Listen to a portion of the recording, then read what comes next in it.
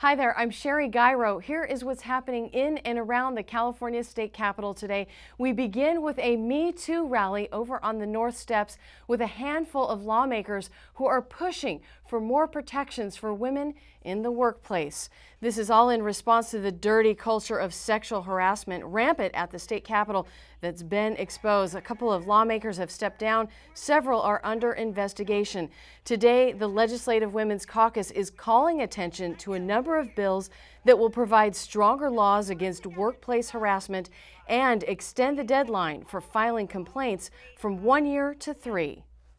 We are going to do more, that promise is kept. The Legislative Women's Caucus is also promoting bills that will eliminate what many interpret as a, quote, one free grope standard under current law. Another bill will offer stronger protections for people reporting sexual harassment in the workplace. Inside the Capitol, testimony from a mother whose son was murdered in a horrific case of domestic violence. She's pushing for more child protection laws. Ana Estevez testified in favor of a resolution presented to the Assembly Judiciary Committee this morning. Her 5-year-old son was murdered by his father last year.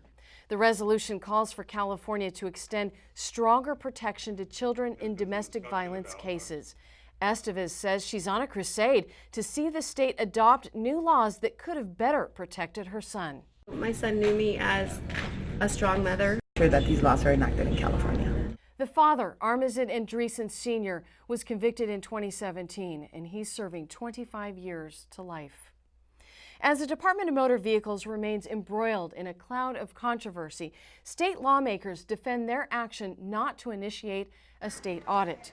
Lawmakers say they've been bombarded with reports of motorists waiting hours in long DMV lines that extend outside of buildings. One legislator responded by requesting an investigation into the DMV's management. The Joint Legislative Audit Committee shot down the request. Democrat lawmakers who voted no say they have a much better plan to fix the broken system. But Republican lawmakers accuse them of following a secret order by Governor Jerry Brown.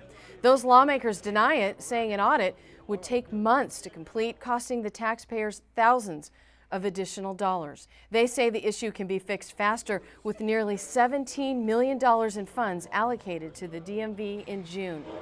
We already know that there's problems in the DMV, and we're going to hold them accountable.